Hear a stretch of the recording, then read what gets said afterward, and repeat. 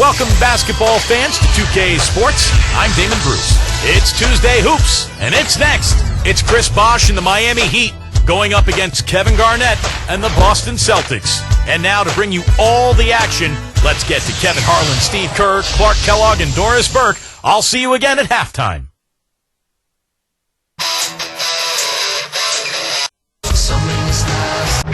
Welcome to 2K Sports in the NBA. I'm your host, Damon Bruce. It's Tuesday Hoops, and it's next. It's Chris Bosh and the Miami Heat going up against Ray Allen and the Boston Celtics. And now out to Boston with Kevin Harlan, Steve Kerr, and Clark Kellogg.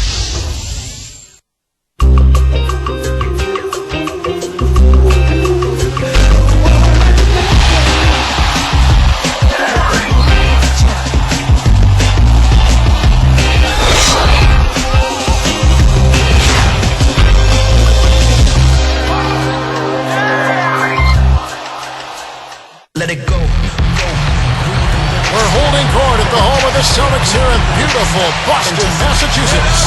Bringing you another exciting NBA broadcast here on 2K Sports. This is Kevin Harlan, joining me, Clark Kellogg, and Steve Kerr. So the opening lineup for the Heat, presented by State Farm. LeBron and Bosh are the 3 and the 4. Chalmers and Wade are the 1 and the 2. And it's Anthony in at the 5, roaming the paint. And for Boston, Kevin Garnett and Jermaine O'Neal at the 4 and 5. Rondo and Allen make up the backcourt, and it's Pierce in at the small forward.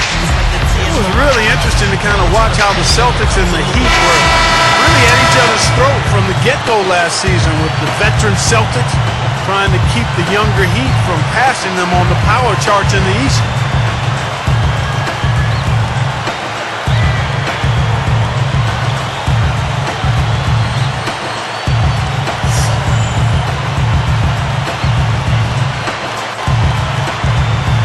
And so the tip-off, it's Miami. LeBron with it. Wade kicks to Bosh. O'Neal's there. Bosh against O'Neal. Good look. Bosh with the bucket.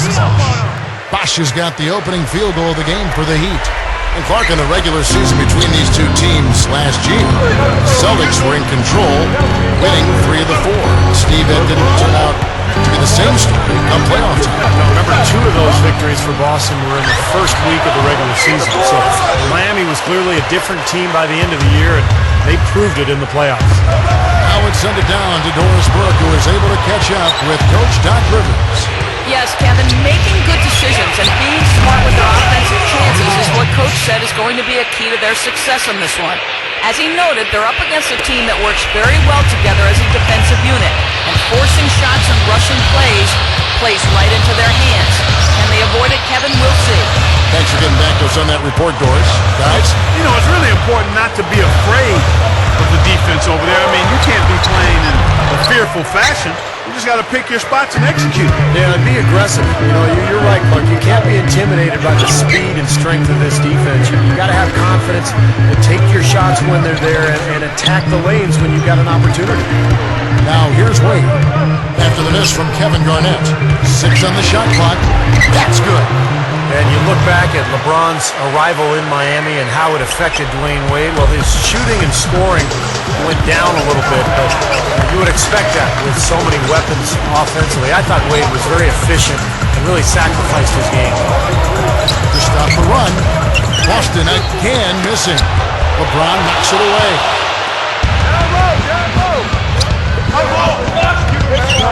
Vicious to Chalmers. And Bosh backs down, jumps up, and he makes good on the layup. You talk about sacrificing his game. It was something that Wade had to do, as well as LeBron and Bosh when they all came together. I think it's a major adjustment for all three, maybe more so for Wade and Bosh than LeBron. I think LeBron is comfortable being a facilitator. As a matter of fact, I think he likes that most about playing basketball. Really? That's what I seem to see him get the most enjoyment out of. Passing the ball, setting other people up. And his brilliant talent dictates that he has to do more in order for his teams to win. So I think for Bosh, who had been a prominent focal point of the offense for Toronto, and for Wade, who's been unbelievable throughout his career, they probably had to make a bit more of an adjustment than even LeBron did. You know what's interesting about LeBron with his size and the power he puts in back of every pass? Those cross-court passes look effortless, but you need a strong throw to get it over there and on the money. Yeah, that's his greatest attribute to me, other than his ungodly athleticism. Yes. His speed, his passing ability is really special. Here is House. Backing down is LeBron. A fader. Again, the Heat good for two. Well, they've got the big lead early. We'll see if they can continue this momentum. Yeah, you know, guys, they've been strong on both ends of the floor so far, and I think they can keep it up. Rondo dishes to Kristic. There's the dish to Green. Good ball movement. Poked away. That's such a tough catch when the ball is coming from that far away. House, the pass to LeBron. Over Green. LeBron, no luck.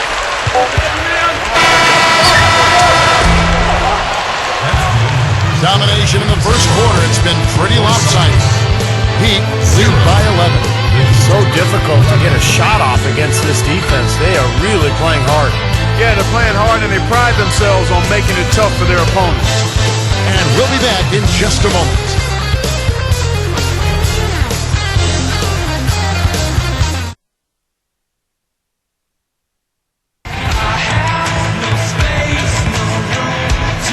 Well, not exactly a close game so far, but as the second quarter starts here, plenty of time for a comeback.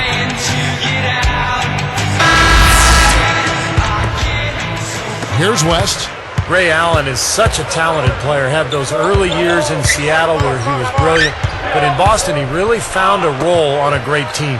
All fueled up and ready to go. Let's reset the lineups courtesy of Gatorade as the second quarter gets going. On the court right now for the Celtics. Ray Allen, Paul Pierce on the wings. And Davis out there with Green. And it's West in at the point guard. Clark, you know, when you talk about the Celtics defining Allen's role a bit more, that's what good teams do, isn't it? Clearly define roles with players even better in one play, like Ray Allen. Kevin, you're exactly right. And, you know, Ray became a much more consistent defender for the Celtics. I mean, you see that, and as you define roles, you can rein players in, and in some aspects, you can push them to do more in other areas. I think we saw it with Doc Rivers and Paul Pierce. From an offensive standpoint, encouraging them to be more of a playmaker and facilitator than just a bucket producer. Okay, well, let's check in with Boris Burke reporting from our sideline in this game. Boris, take it away. Hi, Kevin. The last season, the Heat were under extraordinary scrutiny, and when Chris Bosh struggled to define his role early on, the criticism was severe. Bosh said, quote, "For some reason, people think I can't play basketball. It gives me an added sense of motivation to go out there and do well because I know people are watching, just to shut them up, just to be ready." And guys, he played a pivotal role on a Heat team that made it all the way to the NBA Finals. The critics may be a little quieter going forward. That's right, Doris. Thanks.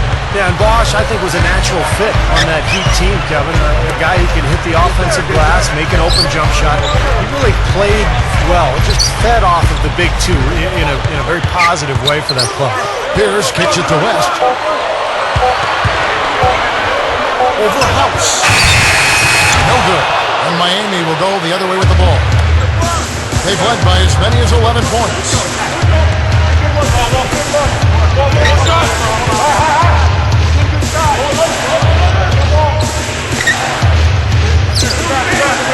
Hassel inside. He's against Green. Out of bounds. And they'll keep possession. Nice job there of disrupting that play. Yeah, nearly came up with the steal. And some changes here for the Celtics. Jermaine O'Neal is checked in for Allen. Garnett comes in for Jeff Green. Rajon Rondo is subbed in for Delonte West. And then for Miami, Joel Anthony's checked in for Odelski. Wade, what a play! Here's another look with the Sprite Slam Cam. You know, when you watch Wade in recent years, he's really developed an outstanding post game with a lot of moves at his disposal, and it's based on excellent footwork.